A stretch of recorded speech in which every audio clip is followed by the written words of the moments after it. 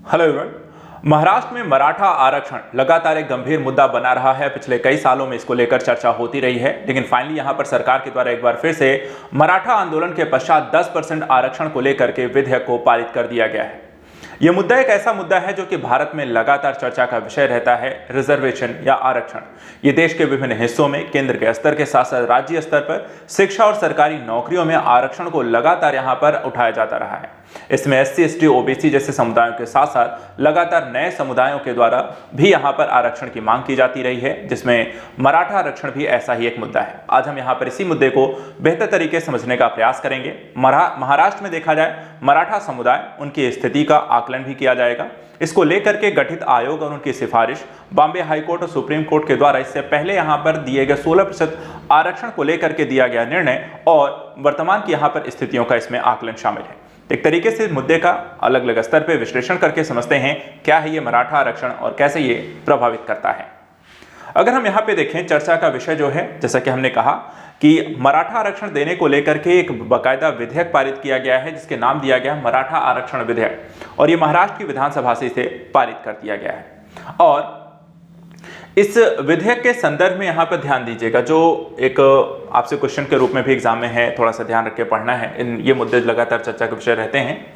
तो महाराष्ट्र राज्य सामाजिक और शैक्षिक रूप से पिछड़ा विधेयक 2024 के रूप में इसे प्रस्तुत किया गया, जो इसका विधेयक का नाम है। और कार्यान्वयन के देखा जाए एक दशक के बाद यहां पर इस पर गहन समीक्षा की गई है। इसके लिए एक आयोग भी यहां पर गठित किया गया था। आयोग की यहां पर देखा जाए जो बात यहां पर की गई है, उनके द्वारा जो सुझाव इत्यादि दिए गए थे उनको भी यहां पर देखने को मिला, जिसमें देखिए एक निर्णय जो आया था, एक सेवानिवृत्त आपके न्यायमूर्ति सुनील सुक्रे की महाराष्ट्र राज्य पिछड़ा वर्ग आयोग के द्वारा एक व्यापक रिपोर्ट के बाद यहां पर देखा जाए इसे प्रस्तुत किया, एक निर्णय लिया गया है कि मराठाओं को यहां पर आरक्षण देना है तो किस तरीके से देना है। सर्वेक्षण के लिए देखा जाए तो कुछ निहितार्थ होने जरूरी हैं कि किसी व्यक्ति को, किसी क्षेत्र को, किसी समुदाय को यहां पर हम किस आधार पर आरक्षण देंगे, उसके लिए कई सारे मानक हो सकते हैं।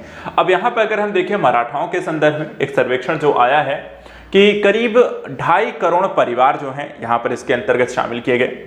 मराठा परिवारों में सामाजिक आर्थिक पिछड़ेपन की यहां पर एक गहनता से इसमें जांच शामिल है। राज्य में जनसंख्या में मराठा समुदाय की जो हिस्सेदारी है वो करीब देखा जाए आपको 28% है। इसमें से गरीबी रेखा से नीचे अगर हम देखें तो करीब 21.22% लोग जो हैं मराठा परिवार जो हैं गरीबी रेखा से अभी भी नीचे जीवन यापन कर रहे हैं। और ये राज्य के औसत का करीब यहाँ पे 17.7% यहाँ पर हिस्सा आपको प्रतिनिधित्व करते हैं। वहीं प्रगतिशील श्रेणी से बाहर की अगर हम बात करें तो करीब 84% यहाँ पे मराठा परिवार हैं जो प्रगतिशील श्रेणी से भी बाहर हैं। और किसान आत्महत्या की स्थिति भी देखा तो करीब 94% यहाँ पे मराठा परिवार जो है वो आत्महत्या यहाँ पर कर रहे हैं। तो मुद्दा गंभीर है, इनके विकास को लेकर के काम किया जाना जरूरी है, इनके विभिन्न मुद्दों को यहाँ पर उठाया जाना जरूरी है, इनके आगे बढ़ने के यहाँ पर अवसर देने जरूरी हैं। और कहीं ना कहीं आरक्षण कुछ ऐसे ही मुद्दों को लेकर के दिया गया है। रिजर्वेशन सिस्टम देखा जाए समाज के पिछड़े वर्ग के लोगों को समाज की मुख्य धारा में शामिल करने, उन्हें आगे बढ़ने, शिक्षित करने और यहाँ पे सरकारी जॉब्स के माध्यम से उत्थान करने जैसे यहाँ पे कई सारे बिंदु इसमें शामिल होते हैं। अब मराठा आरक्षण के माध्यम से कहीं ना कहीं जो एक स्थिति यहाँ पर आपको बनी हुई है महाराष्ट्र में मराठाओं को लेकर के, जो ये स्थिति आपको दिखाई दे रही है, इसको यहाँ पर एक बेहतर करने का ही प्रयास है। और कहीं ना कहीं मराठा आंदोलन भी इसी से यहाँ पर प्रेरित था।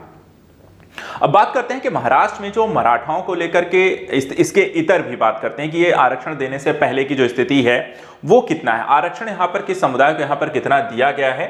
तो अभी अगर देखें नौकरियों और शिक्षा, दो संदर्भों यहाँ पे जो आरक्षण आपको लागू होता है।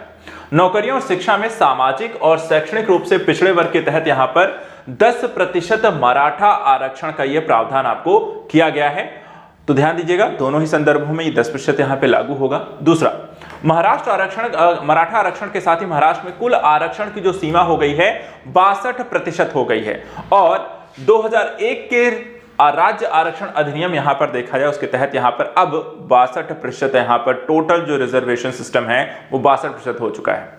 इससे पहले अगर हम देखें तो यहां पे अन्य पिछड़ा वर्ग को 19%, अनुसूचित जाति को 13%, अनुसूचित जनजाति को 7%, विशेष पिछड़ा वर्ग को यहां पर 2%, विमुक्त जाति को 3%, घुमंतु जनजाति बी को 2.5%, घुमंतु जनजाति सी धंगर को 3.5%, घुमंतु जनजाति डी बंजारी को यहाँ पर 2% अभी भी वर्तमान में जो एक आरक्षण का प्रावधान है, जो मराठा या कह सकते हैं महाराष्ट्र में जो एक आरक्षण की जो स्थिति है वो आपको कुछ ऐसी यहाँ पर दिखाई देती है अलग अलग संदर्भों में। ये भी हो सकता है एग्जाम में आपसे पूछा जाए, तो ये भी ध्यान रखना है। टोटल 62% हो गई। अब यहाँ पे चलिए बात करते हैं मराठा आरक्षण विवाद की कहानी, इसके पीछे का घटनाक्रम और इसके यहाँ पे आपके वैधानिक और न्यायिक स्तर पे जो यहाँ पर मुद्दे चले हैं।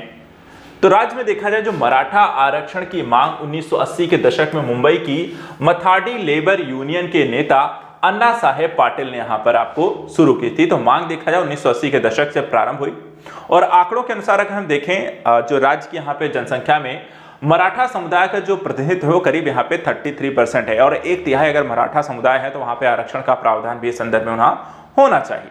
अब इसी चीज को लेकर देखा जाए तो राज्य सरकार के द्वारा इससे पहले भी एक यहाँ पे आरक्षण का प्रावधान किया गया था। सन 2018 में अगर आप देखें तो मराठा समुदाय को शिक्षा और सरकारी नौकरियों में करीब 16% यहाँ पे आरक्षण के उद्देश्य से एक प्रस्ताव पारित किया गया था। जून 2019 में देखा जाए मामला जो है बॉम्बे हाईकोर्ट में जाता है और बॉम्बे उच्च न्यायालय के द्वारा यहां पर इसकी संवैधानिक वैधता को बरकरार रखा जाता है।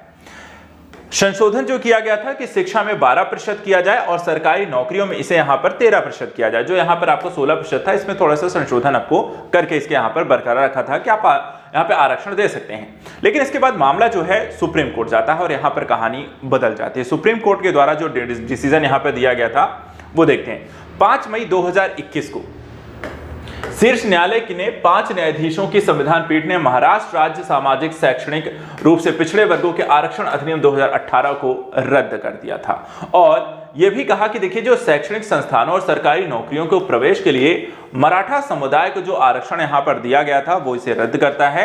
और आरक्षण को यह भी कहा गया देखिए आप यहां पे आरक्षण दे सकते हैं, लेकिन एक चीज का ध्यान रखें जो आरक्षण की जो सीमा है वो 50% से ज्यादा नहीं हो सकती है, सिर्फ 50% ही आप यहां पर आरक्षण दे सकते हैं। और उसी आधार पर देखा जाए ये भी कहा गया था कि आप इन्हें आरक्षण दें, लेकिन ये 50% टोटल मिलाकर आपको नहीं होनी चाहिए। जो अभी यहां पर देख रहे हैं करीब 62% यहां पर हो रही है, जो कि एक स्थिति यहां पर फिर से चुनौतीपूर्ण एक स्थिति बनेगी। तो यहां पर आप सभी के लिए एक प्रश्न यहां पर जाते जाते मुद्दा आगे कैसे होगा, क्या होगा, ये आगे देखने वाली बातें हैं, लेकिन फिलहाल आरक्षण जैसा मुद्दा यहां पर महाराष्ट्र में एक बार फिर से चर्चा का विषय है। क्वेश्चन है आप सभी के लिए, मराठा समुदाय को आरक्षण के संदर्भ में निम्नलिखित कथनों पर विचार कीजिए। पहला, महाराष्ट्र राज्य सामाजिक और शैक्षणिक रूप से पिछड़े विधिक शिक्षा और रोजगार में 10% आरक्षण की यहां पर व्यवस्था करता है।